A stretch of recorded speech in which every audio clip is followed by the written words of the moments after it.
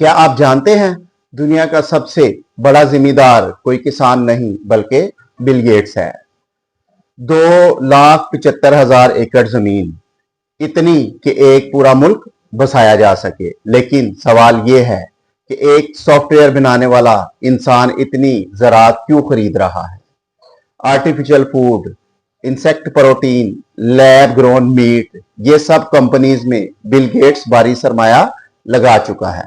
दुनिया कहती है जो खुराक को कंट्रोल करेगा वो इंसानियत को कंट्रोल करेगा। कुछ लोग तो यहां तक कहते हैं कि वो आबादी को कम करना चाहता है, मगर हकीकत यह है कि इस बात का कोई सबूत नहीं। असल खेल डीपॉपुलेशन नहीं, कंट्रोल है।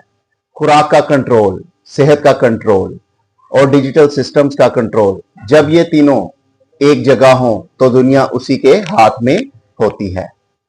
सवाल सिर्फ एक है कि मुस्तकबिल के सिस्टम को वो चलाएंगे या हम चलाएंगे।